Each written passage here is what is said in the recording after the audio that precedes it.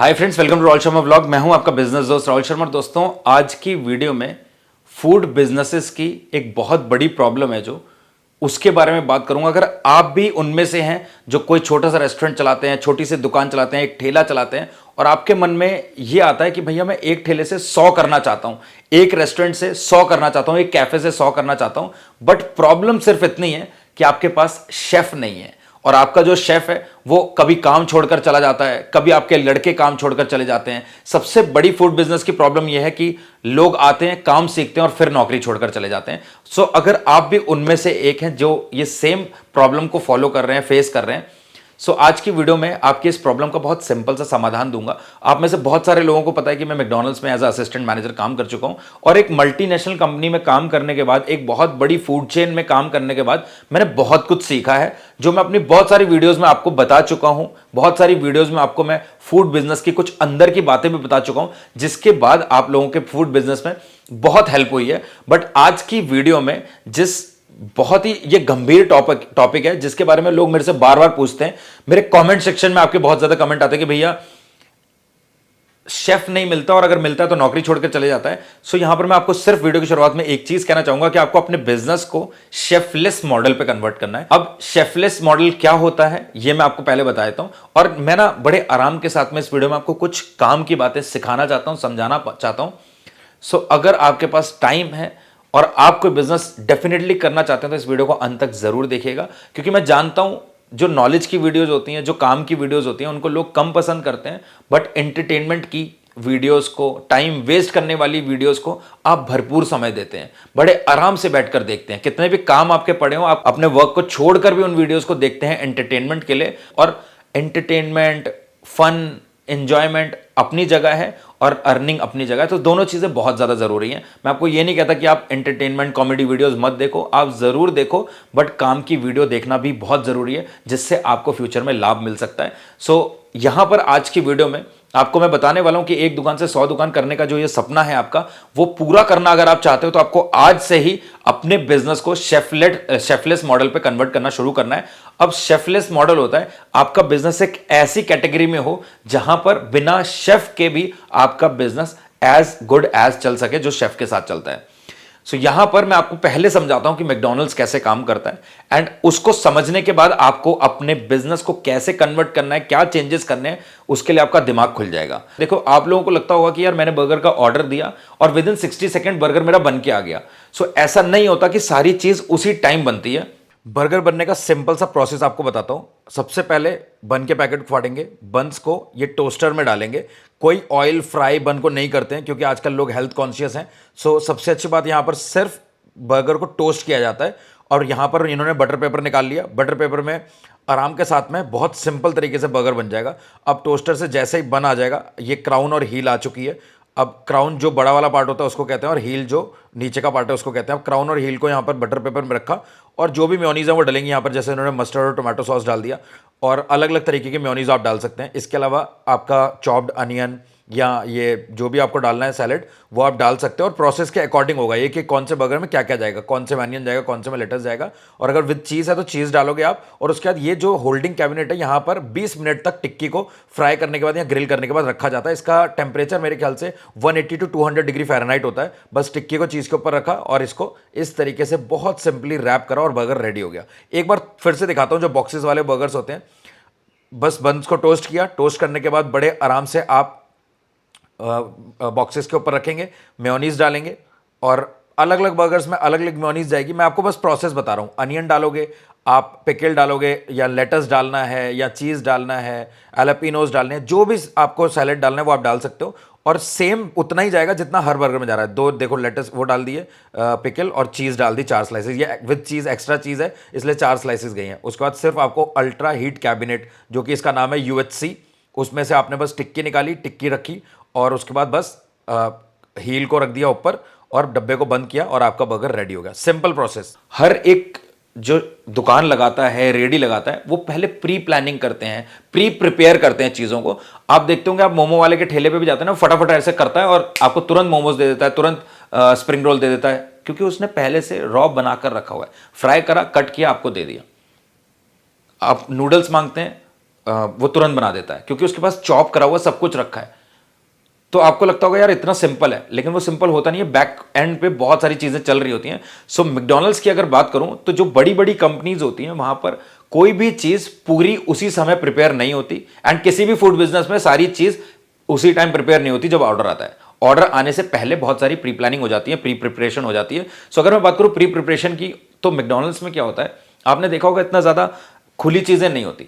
उनकी टिक्की कहीं से आ रही है, उनके बंस कहीं से आ रहे हैं, उनकी मेयोनीज कहीं से आ रही है, उनका क्रीमर कहीं से आ रहा है, बहुत सारी चीज़ें हैं। सो वो अलग अलग वेंडर से आती हैं। मैकडॉनल्ड्स क्या करते हैं, मैकडॉनल्ड्स के स्टाफ क्या करता है, उन सबको असेंबल करता है, हर अलग अलग चीज़ को एक बर्गर का फॉर्म देता है और उसके बाद उसको वो सेल करते हैं। अब यहां पर ये जो काम है ना, आप समझो अलग अलग सप्लायर से चीज़ें मिल गई, अब असेंबलिंग का जो काम है वो कोई भी कर सकता है। 12वीं पास करा हुआ लड़का भी कर सकता है, 10वीं पास करा हुआ लड़का भी कर सकता है। सो मैं यहां पर आपको समझाना सिर्फ इतना चाहता हूं कि अगर आपका कोई भी बिजनेस है तो आप क्या कर सकते हो, उसकी एक मैन्युफैक्चरिंग यूनिट रख सकते हो छोटी सी। फूड बिजनेस की अगर मैं बात करूं, जैसे मैकडॉनल्ड्स की टिक्कियां कहीं बनती हैं, इससे दो फायदे होते हैं। सबसे पहला फायदा यह होता है कि आपकी रेसिपी कोई चुरा नहीं सकता, आपकी रेसिपी कोई कॉपी नहीं कर सकता, क्योंकि आपकी टिक्की कहीं और बन रही है। मैकडॉनल्ड्स इतनी बड़ी फूड चेन है, आज तक मैकडॉनल्ड्स की कॉपी क्यों नहीं कर पाया कोई। हाँ ठीक है, बहुत सारे ऐसे बर्गर आउटलेट्स ओपन हुए हैं, चलते हैं, लेकिन वो उस लेवल तक नहीं पहुंच पाए जिस लेवल पे ऑलरेडी मैकडॉनल्ड्स खड़ा है। तो वो क्यों, क्योंकि मैकडॉनल्ड्स की जो यूएसपी है, मैकडॉनल्ड्स की जो रेसिपीज हैं, उनको कोई क्रैक नहीं कर पाया और उनको कोई कॉपी नहीं कर सकता। सो यहां पर मैंने आपको सिर्फ इतना बोला कि अगर आपके पास शेफ रखा है आपने, तो आप उस तरीके से काम करो, अपने शेफ के साथ बैठकर मीटिंग करो, उससे बात करो कि ये चीज़ है, हमें ऐसे प्रिपेयर करनी है, मुझे पूरा लिस्ट बनाकर दो क्या क्या सामान चाहिए और कितनी कितनी क्वांटिटी में जाएगा। समझो पहले, आप अगर मान लो बर्गर का एग्जांपल लेते हैं, तो टिक्की बनाने के लिए आप शेफ रखो और उसको सिर्फ टिक्कियां बनाने पर लगा दो, और वो टिक्की बनाने का पूरा प्रोसेस आप समझ लो, ताकि वो शेफ जब नौकरी छोड़कर जाएगा तो कोई भी वो काम कर सके। लेकिन ये सब कुछ बनने के बाद जब आपके रेस्टोरेंट में आ रहा है, सो उसको फ्राई कर कर बर्गर की फॉर्म देना वो कोई भी कर सकता है। और जो उसको फॉर्म दे रहा है बर्गर की, उसको एक्चुअल में नहीं पता कि इंग्रेडिएंट्स में उसने क्या डाला हुआ है, टिक्की कैसे बनी हुई है। सो आपकी रेसिपी एक तो चोरी नहीं होगी, और दूसरा काम ये है कि आपको शेफ से डर कर नहीं रहना पड़ेगा। आपको ये नहीं होगा कि अगर ये शेफ नौकरी छोड़कर गया तो मेरा धंधा बंद हो जाएगा। ये चीज़ हो गई क्योंकि आपने प्रोसेस बिल्ड कर रखा है। इसी तरीके से आप कोई भी बिजनेस ले लो, आप देखो बहुत बड़ी बड़ी कंपनीज है, इंडिया के बहुत बड़े बड़े ब्रांड्स है जो आज आउट ऑफ कंट्री भी चल रहे हैं और बहुत अच्छे चल रहे हैं, क्योंकि उन्होंने वो प्रोसेस बिल्ड कर लिया है, वो स्टैंडर्ड मेंटेन कर लिया है। आप हल्दीराम के किसी भी स्टोर में चले जाओ, आप राज कचौरी खरीद लो, आपको हर हल्दीराम के स्टोर पे सेम राज कचौरी का टेस्ट मिलेगा, क्योंकि उनके जो मसाले हैं, उनकी जो चटनी है, उनकी जो चीज़ें हैं, उनकी जो ट्रेनिंग है, उनकी जो रेसिपी है, उनका जो मेकिंग प्रोसेस है, वो सब सेम है। एक और चीज जो हम लोग करते हैं अपने स्टार्टिंग में बिजनेस की, जब हम अपने बिजनेस को बड़ा करने लगते हैं, हम ट्रेनिंग पे तो फोकस ही नहीं करते हैं। मैकडॉनल्ड्स क्या करता है, जब भी किसी को हायर करता है उसको पूरी ट्रेनिंग देता है, 30 दिन की, 15 दिन की, 20 दिन की ऑन द जॉब ट्रेनिंग। मैं आपको ये नहीं कह रहा कि आपको ट्रेनिंग के लिए स्पेशली उनको अलग बुलाना है, अलग से नहीं, ऑन द जॉब ट्रेनिंग भी होती है। जो लोग ऑलरेडी आपके यहां पर काम कर रहे हैं, नए एम्प्लॉय के आते ही वो लोग उसको सिखा देंगे। ये क्यों होता है मैं आपको बताता हूं। इससे एक तो रोटेशन चलता रहता है स्टाफ का, कोई छोड़कर जाएगा, जो नया आया उसको काम आ चुका है। और काम यहां पर मैं आपको कह नहीं रहा हूं कि उसको डीप इंफॉर्मेशन देनी है, असेंबलिंग करनी है, जो रॉ मटेरियल आए उनको बस मिलाकर एक फिनिश्ड प्रोडक्ट रेडी करना है, तो वो कोई भी कर सकता है। सो बस इसलिए आपको ट्रेनिंग्स देनी पड़ती है, ट्रेनिंग पे बहुत ज्यादा फोकस करना पड़ता है। एक अच्छी ट्रेनिंग आपका एक अच्छा एम्प्लॉय बनाती है, और एक अच्छा एम्प्लॉय आपके 10 अच्छे कस्टमर को अपनी तरफ अट्रैक्ट करता है। सो मैंने अपनी पुरानी वीडियोस में भी बोला है, happy employ is equal to happy customer. So आपका एम्प्लॉय खुश है तो आपके कस्टमर भी खुश हो जाएंगे। सो इसीलिए उनको खुश रखो, एक्स्ट्रा बेनिफिट्स दो, और फिर आप अपने फूड बिजनेस में कभी फेल नहीं होगे। बहुत सारे लोगों को मैं जानता हूं जिन्होंने फूड बिजनेस शुरू करा एंड वो फुल्ली डिपेंडेंट होते हैं कि भैया शेफ ही काम करेगा, मैं तो बस गल्ले पे बैठ के पैसे काटूंगा। सो वो कुछ टाइम तक ही आप काट पाओगे, अपने शौक को आप कुछ टाइम तक ही पूरा कर पाओगे, और उसके बाद आपका बिजनेस नहीं चल पाएगा जिस दिन वो आपका शेफ नौकरी छोड़कर चला गया। सो जिस दिन आपके माइंड में सिर्फ इतना है ना कि मेरे को अपने बिजनेस को बड़ा करना है, आपका विजन है आपको एक रेस्टोरेंट से 10 करने हैं, 100 करने हैं, तो फिर आपको एक प्रोसेस बिल्ड करना है। देखो आप पढ़े लिखे हो, मैं नहीं समझता कि आपका शेफ बहुत नॉलेज रखता है, आपने हो सकता है कम पढ़ा लिखा शेफ रखा है, लेकिन उसको महारत है चीजें बनाने में, तो उसकी स्किल को आप यूज कर सकते हो और अपने बिजनेस को मल्टी मिलियनर कंपनी बना सकते हो। बट आपको ये पता होना चाहिए कि आपको करना क्या है। सही रिसोर्सेज को सही जगह जब इस्तेमाल करोगे तो आप बहुत आगे जाओगे। हमें पता है हमारा शेफ काम अच्छा करता है, हमने उसको बस कोलू का बैल बना के रखा हुआ है, बस वो आ रहा है as it is regular basis पे सेम काम कर रहा है। आपने कोई इंपॉर्टेंस नहीं दी उसको, आपने उससे उसकी अंदर की वो डिटेल्स नहीं जाननी चाहिए जो उसने 10 साल का एक्सपीरियंस लिया है वो आपने नहीं हासिल किया, तो फिर आपको लगता है कि आप एक बहुत बड़ा बिजनेस बना पाओगे? नहीं। आपको एक बेसिक नॉलेज है और उसको एक प्रैक्टिकल नॉलेज है। सो किताबों में पढ़े हुए ज्ञान से ज़्यादा प्रैक्टिकल जो काम करके ज्ञान हासिल किया होता है वो बहुत ज़रूरी होता है। बहुत सारे लोग कम पढ़े लिखे होते हैं लेकिन उनको किसी फील्ड का एक्सपीरियंस इतना ज़्यादा होता है कि उनको हराने वाला पैदा नहीं होता, फिर वो मार्केट में मोनोपोली क्रिएट कर देते हैं। लेकिन किताबी ज्ञान भी बहुत ज़रूरी है और प्रैक्टिकल ज्ञान भी बहुत ज़रूरी है। तो मैं आपको ये नहीं कह रहा कि आपको दोनों लेना है। हो सकता है आपको किताबी ज्ञान बहुत अच्छा है, आप मैनेजमेंट बहुत अच्छा कर सकते हैं, और जो आपका स्किल्ड एम्प्लॉय है उसको बनाने का बहुत अच्छा नॉलेज है, सो आप दोनों को क्लब कर सकते हैं। उसके साथ मिलकर आप पूरा प्रोसेस बना सकते हैं कि यार ये टिक्कियां बस तैयार करनी है और ऐसे प्रोसेस से तैयार करनी है जो कि ये टिक्की हर बार सेम बने। तो वो आप बना सकते हो कि भैया 10 किलो आलू से अगर हम आलू की टिक्की बनाते हैं तो उसमें हमें 1 किलो मटर डालना है, धनिया पाउडर डालना है इतना, हल्दी डालनी है इतनी। पूरा प्रोसेस हमने कुक के साथ बैठकर डिज़ाइन किया। तो अब आपको लगता है कि आपको बहुत ज़्यादा परेशान होना पड़ेगा लाइफ में? नहीं, आपके पास पूरा रेसिपी है, आपके पास पूरा मेजरमेंट है कि कौन सी चीज़ कितनी डलने वाली है और उस टिक्की में आपको किस तरीके से पूरा प्रोसेस है वो सब आपके पास है। सो मैं आपको हमेशा ये कहता हूँ कि छोटा बिजनेस स्टार्ट करने का मतलब ये नहीं कि आप जिंदगी भर वही छोटा बिजनेस करते रहेंगे। मैं हमेशा कहता हूँ छोटा बिजनेस करो लेकिन सोच अपनी बड़ी रखो, आप एक दिन बड़े आदमी जरूर बनोगे। लेकिन लोग क्या करते हैं, ये बात मेरी सुन लेते हैं कि हाँ छोटे से शुरू करना है, लेकिन वो ये कभी नहीं सुनते कि हाँ छोटे से इसको बड़ा भी करना है। Always think big but start from small.